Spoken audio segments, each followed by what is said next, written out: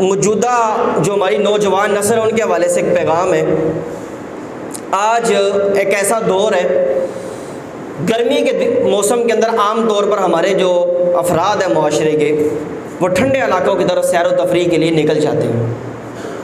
कोई मरी जा रहा है, कोई नारान का गान जा रहा है, कोई इस तरह सैकड़ों मकामात है पाकिस्तान में। मैं ये बात इसलिए कह के आया हूँ, करने लगा हूँ, क्योंकि मैं अभी अपने अजीज़ों के 2 जनाजे उठा के आया हूँ। 10 बजे जनाजे पढ़ा के आया हूँ 2। ये वो मेरे दिल में था कि मैंने ये बात कहनी। सैर व तफरीह के लिए इंसान निकले अपनी ज़िंदगी में, कोई रुकावट नहीं। उस मकसद को ना भूले जिस मकसद के लिए सैर व तफरीह के बारे में कुरान में हुक्म दिया गया। हर बंदा कहता है सीरू फिल अर्द, अल्लाह ताला फरमाते हैं ज़मीन में सैर करो, करो सैर। आगे नहीं पता अल्लाह रब्बुल इज़्ज़त क्या फरमाता है। सैर क्यों करो, इंसान क्यों निकले दुनिया के अंदर, इस तरह के मकामात की तरफ क्यों निकलता है इंसान, इसलिए निकले। अल्लाह ताला ने फरमाया फंज़ुरू कैफ़ कान आक़िबतुल मुकज़्ज़िबीन, वो देखे कि झुटलाने वालों का अंजाम क्या हुआ है। जिन लोगों ने अल्लाह रसूल की तालीमात को झुटलाया उनका अंजाम क्या हुआ है। जो मुजरिम लोग थे उनका अल्लाह रब्बुल इज़्ज़त ने क्या अंजाम किए। इस वजह से ज़मीन के अंदर सफ़र करो, इस वजह से सैर व तफरीह करो, निकलो बाहर ऐसे मकामात की तरफ जहां अल्लाह रब्बुल इज़्ज़त का अज़ाब नाजिल हुआ। देखो उन चीज़ों को, पता चले कि अल्लाह रब्बुल इज़्ज़त की पकड़ कितनी सख्त है। ऐशो इश्रत बनाने के लिए, सैर व तफरीह के लिए ना निकलो। और बच्चे जाते हैं, गाड़ियों के अंदर गाने चले होते हैं। मुझे इस हकीकती हाल का नहीं पता। हमारे जो मैंने अभी अर्ज़ किया ना, ये 5 अफराद जा रहे थे गाड़ी पे। कल का ये वाक़या है, वो गाड़ी हल्की से टकराई है। आपको पता है पहाड़ कितने ऊंचे होते हैं, बस वहां से फिर नीचे को ही आई है, खत्म हो गई कहानी। 5 अफराद मौजूद हैं, 2 मर गए, 3 बंदे बचे, 2 बेहोश हैं। एक बंदे को अगर थोड़ी सी होश आई है, पता चला कि इसके अंदर जिंदगी की रमक बाकी है, उसकी जिस्म की कमर की हड्डियां 2-3 जगह से टूटी हुई है और 2 अभी तक होश में नहीं है। यार ज़मीन के अंदर निकले, सैर व तफरीह के लिए निकले। आपका मरी की तरफ सफर दिल करता है तो करें सफर, आपका नारान का गान की तरफ जहां आपका दिल करता है आप निकले। उस मकसद को सामने रखें कि हमें ज़मीन में सफ़र करने का हुक्म किस वजह से दिया गया।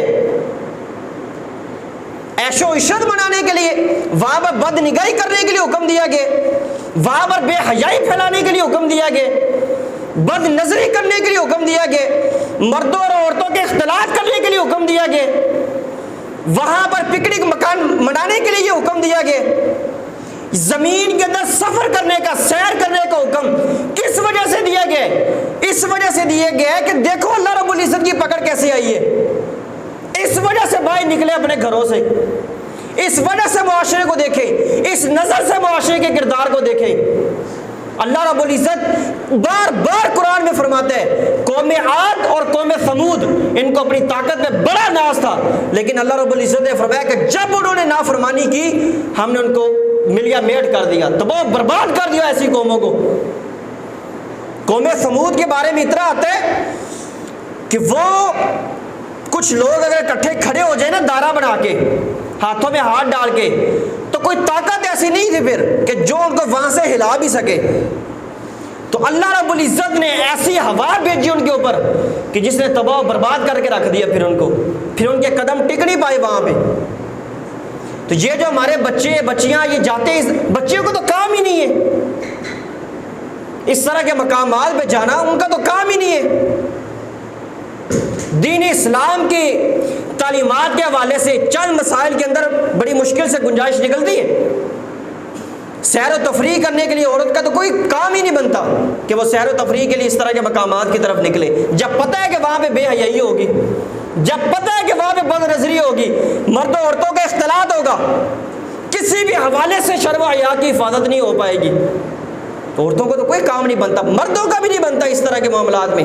लेकिन एक समझा रहा हूँ कि अगर मर्द निकले तो इस सोच के साथ निकले कि अल्लाह रब्बुल इज़्ज़त ने झुटलाने वालों का क्या अंजाम किए। नूह अलैहिस्सलाम के बेटे ने क्या कहा था, 12वें पारे में मौजूद है।